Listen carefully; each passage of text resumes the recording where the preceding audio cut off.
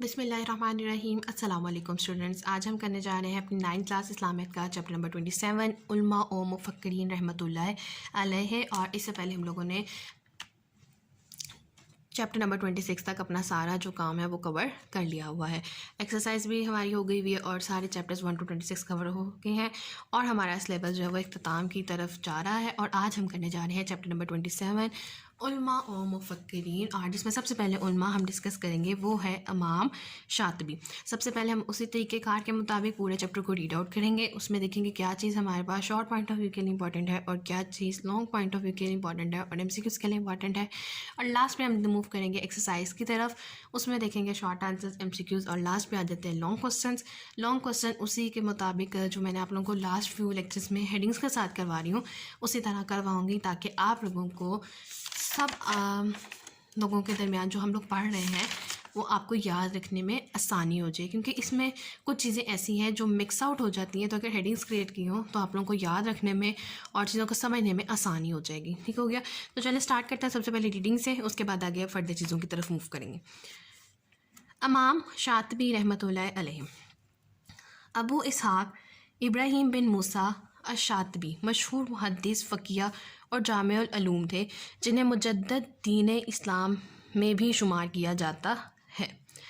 آپ رحمۃ اللہ علیہ کی تصانیف میں الاعتقاد فی اہل البدع والدلالات، الموافقات فی اصول الشریعہ، علم و فقہ علم میں یہ ایک بہت ہی عمدہ کتاب ہے، اور کتاب المجالس وغیرہ شامل ہیں۔ آپ رحمۃ اللہ علیہ 538 ہجری کو 19 کے قصبے شاطبہ میں پیدا ہوئے۔ آپ رحمۃ اللہ علیہ، اب اس سے پہلے ہمارے پاس یہ جو لائن آئی تھی ان کی پیدائش کے بارے میں، یہ ہمارے پاس امپورٹنٹ ہے فور MCQ، یہ آپ مارک کر لیں، اور جو ہمارے پاس تصنیف ان کی انہوں نے بتائی ہیں یہ شارٹ پوائنٹ آف ویو کے لیے امپورٹنٹ ہے، اس کو بھی مارک کر لیجیے۔ آپ رحمۃ اللہ علیہ نے قرآن پاک کی قرات کا تعلیم شاطبہ میں حاصل کیا، یہ لائن امپورٹنٹ ہے فور MCQ، اس کو بھی مارک کیجیے۔ قرآن پاک حفظ کیا اور حدیث و فقہ کا کچھ حصہ پڑھا، اور شاطبہ کی مسجد میں منعقد ہونے والے علم کے حلقوں میں شریک ہوئے۔ بچپن سے آپ کا میلان علم القرآت کی طرف تھا، یہ علم آپ نے ابو عبداللہ محمد بن ابی العاص النفری سے حاصل کیا۔ اب یہ بھی اس سے بھی مارک کر لیں کہ انہوں نے جو کہ علم القرآت کا علم تھا وہ کس سے حاصل کیا، یہ امپورٹنٹ ہے فور MCQ اور شارٹ دونوں کے لیے۔ مزید تعلیم کے لیے قریبی شہر بلنسیہ تشریف لے گئے۔ آپ 590 ہجری کو بیت المقدس تشریف لے گئے، اس کو بھی مارک کیجیے، یہ MCQ کے لیے امپورٹنٹ ہے کہ بیت المقدس کب تشریف لے کے گئے۔ قبلہ اول کی زیارت کے بعد امام صاحب دوبارہ مدرسہ فاضلیہ قاہرہ میں لوٹ آئے اور تعلیم و تدریس کے فرائض انجام دینے لگے۔ امام شاطبی 590 ہجری کو قاہرہ میں اپنے خالق حقیقی سے جا ملے۔ آپ کی نماز جنازہ مشہور عالم علامہ عراقی نے پڑھائی، یہ بھی امپورٹنٹ ہے فور MCQ، اس کو مارک کیجیے کہ نماز جنازہ امام شاطبی کی کس نے پڑھائی تھی۔ امام شاطبی علوم شریعہ کے ماہر عالم اور لغت کے امام تسلیم کیے جاتے ہیں، یہ بھی امپورٹنٹ ہے کہ لغت ماہر علم اور لغت کے امام کس کو تسلیم کیا جاتا ہے، تو اس کا آنسر کیا آئے گا، امام شاطبی۔ آپ ذہنی وسعت اور قوی ادراک رکھنے والے تھے، آپ کو قرات و تفسیر میں ید اللہ حاصل تھا۔ آپ نے ایک اعلیٰ پائے کے ادیب اور شاعر کے طور پر بھی اپنی صلاحیتوں کا لوہا منوایا۔ امام شاطبی صالح انسان، قول کے سچے اور بلند کردار کے حامل تھے۔ آپ متقی، صابر، پاک باز، معزز شخصیت تھے۔ یہ ہمارے پاس تھا امام شاطبی کا انٹروڈکشن، کہ امام شاطبی کون تھے، کہاں پیدا ہوئے، کیا کام کیا، کیا ان کی مین چیزیں کیا تھیں، کب وفات پائی، ان کا علم کتنا تھا، اور ان کی کتابیں کون سی تھیں، اور ان کا اکتساب علم کیا تھا۔ مین چیزیں جو ہر علماء، ہر صوفیہ کرام کے بارے میں جانی جاتی وہ یہی چیزیں ہوتی ہیں۔ نیکسٹ آ جاتے ہیں امام جلال الدین سیوطی رحمۃ اللہ علیہ۔ آپ رحمۃ اللہ علیہ کا نام، اصل نام عبد الرحمن، کنیت ابو الفضل اور لقب جلال الدین تھا، یہ امپورٹنٹ ہے، اس کو مارک کیجیے۔ آپ ایک شہرہ، آفاق، مفسر، محدث، فقیہ اور مورخ تھی۔ آپ کی کتب کی تعداد 500 سے زائد ہے، یہ بھی مارک کیجیے فور MCQ، یہ امپورٹنٹ لائن ہے۔ تفسیر الجلالین اور تفسیر در منصور کے علاوہ قرآنیات پر آپ کی کتاب الاتقان فی علوم القرآن علماء میں کافی مقبول ہے۔ یہ بھی پوچھا جا سکتا ہے کہ الاتقان فی علوم القرآن کس کی کتاب ہے، امام جلال الدین سیوطی کے لیے، تو اس کو مارک کیجیے، یہ بھی امپورٹنٹ ہے۔ طریقِ اسلام پر طریق الخلفاء امام جلال الدین سیوطی کی مشہور زمانہ تصنیف ہے۔ آپ کی پیدائش مصر کے قدیم قصبے اسیوط میں 849 ہجری میں ہوئی۔ اسی نسبت سے آپ کو سیوطی کہا جاتا ہے۔ یہ بھی پوچھا جا سکتا ہے کہ آپ کو سیوطی کیوں کہا جاتا ہے شارٹ پوائنٹ آف ویو سے، تو آپ لکھیں گے کیونکہ ان کی پیدائش مصر کے قدیم قصبے اسیوط میں ہوئی تھی، اسی لیے انہیں سیوطی کہا جاتا ہے۔ امام جلال الدین سیوطی نے 8 سال کی عمر میں شیخ کمال الدین ابن الحمام حنفی رحمۃ اللہ علیہ کی خدمت میں رہ کر قرآن مجید حفظ کیا۔ اس کے بعد شیخ شمس سرامی اور شمس فرومانی حنفی کی شاگردی میں رہے اور ان دونوں حضرات سے متعدد کتب پڑھی۔ علامہ سیوطی فرماتے ہیں کہ حق تعالیٰ نے مجھے 7 علوم، یعنی اب ان کے پاس کون کون سے 7 علوم تھے یہ بھی دیکھ لیں، یہ امپورٹنٹ ہے فار ایم سی کیوز کے لیے اور شارٹ آنسرز کے لیے۔ ایک تو ایم سی کیو میں پوچھا جا سکتا ہے کہ ان کے پاس حق تعالیٰ نے کتنے علوم دیے، 7 علوم دیے۔ شارٹ میں پوچھا جا سکتا ہے کتنے علوم دیے اور کون کون سے علوم دیے، تو وہ کون کون سے ہیں؟ تفسیر، حدیث، فقہ، نحو، معنی، بیان اور بدیع میں کمال عطا فرمایا ہے۔ یہ ہمارے پاس شارٹ پوائنٹ آف ویو کے لیے امپورٹنٹ ہے۔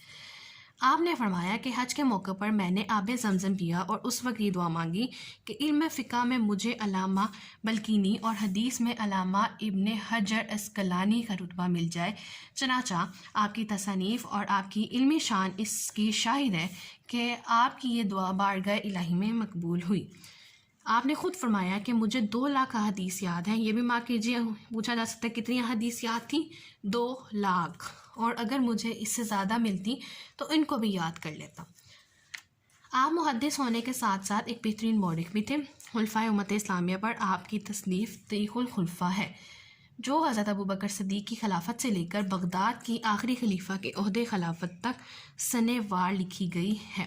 تو یہ بھی پوچھا جا سکتا ہے آپ سے کہ خلفائے امت اسلامیہ پر کس نے تصنیف لکھی تھی، تو اس کا آنسر کیا آئے گا؟ امام جلال الدین سیوطی نے۔ علامہ سیوطی نے 19 جمادی الاول 911 ہجری میں وفات پائی۔ علامہ سیوطی کو دنیاوی مال و دولت سے محبت نہ تھی۔ اکثر امراء و اغنیاء آپ سے ملاقات کے لیے تحفے تحائف لے کر حاضر ہوتے، آپ کسی کا ہدیہ قبول نہ فرماتے۔ علامہ سیوطی حلیم الطبع، فہم و فراست کے حامل، علم و ادب سے محبت کرنے والی شخصیت تھے۔ علماء و مفکرین رحم اللہ تعالیٰ کی سیرت کے روشن پہلوؤں میں ہمارے لیے سبق ہے کہ ہمیں علم کے حصول و ترویج کے لیے کوشش کرنی چاہیے تاکہ ہمارے معاشرے سے جہالت کا خاتمہ ہو سکے اور ہمارا معاشرہ ایک مثالی معاشرہ بن کر امن کا گہوارہ بن سکے۔ تو یہ تھا ہمارے پاس امام جلال الدین سیوطی کے بارے میں ساری ڈیٹیل، ان کے تعارف کا تھا، کہاں پیدا ہوئے، ان کی کون کون سی تصنیف تھیں، کتنی احادیث سے انہیں یاد تھی، ان کا سیرت و کردار کیسا تھا، وہ بطور مورخ انہوں نے کیا کیا کام کیا، اور ان کی وفات کب ہوئی۔ لاسٹ پہ جو ہم نیکسٹ علماء کرام کو ڈسکس کرنے لگے ہیں وہ ہیں ابن خلدون۔ علامہ ابن خلدون عالم اسلام کے مشہور و معروف مورخ، فقیہ، فلسفی اور سیاستدان تھے۔ ان کا مکمل نام ابو زید عبد الرحمن بن محمد بن خلدون تھا۔ وہ تیونس میں پیدا ہوئے، یہ امپورٹنٹ ہے، فار ایم سی کیو سے مارک کیجیے، اور تعلیم سے فراغت کے بعد تیونس کے سلطان ابو عنان کے وزیر مقرر ہوئے۔ تاہم درباری سازشوں سے تنگ آ کر حاکم غرناطہ کے پاس چلے گئے۔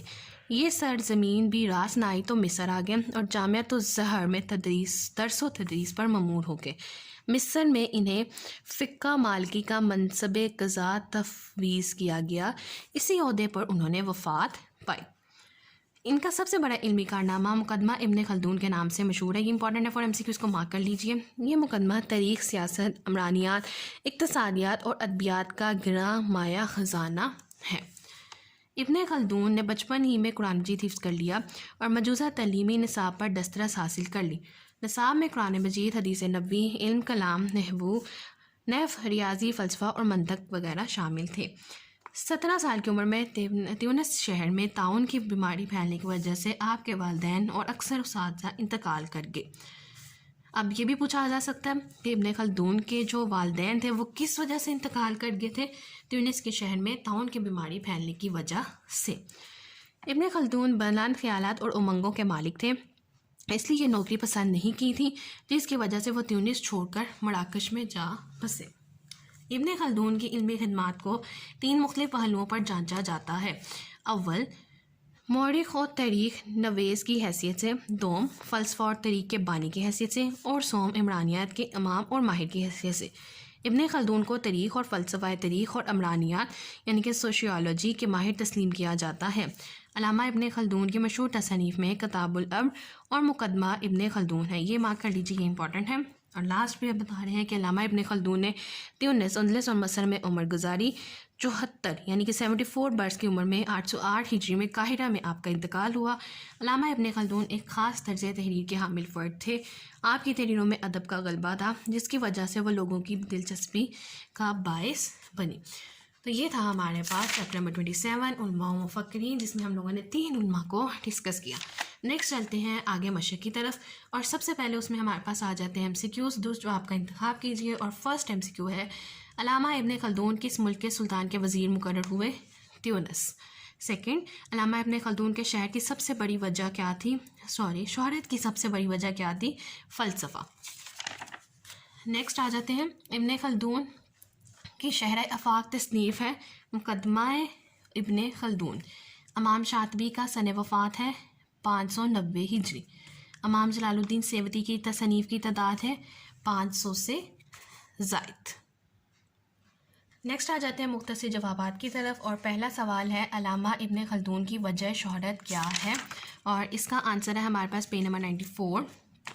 فرسٹ شارٹ کا آنسر کیا تھا؟ فرسٹ لائن ہمارے پاس فرسٹ شارٹ کا آنسر آئے گا، علامہ ابن خلدون عالم اسلام کے مشہور و معروف مورخ، فقیہ، فلسفی اور سیاستدان تھے، اور یہی ان کی شہرت کی وجہ ہے۔ تو یہ بالکل ایک چھوٹا سا آنسر اس کا آئے گا۔ سیکنڈ شارٹ ہے، علامہ ابن خلدون کا پورا نام کیا تھا؟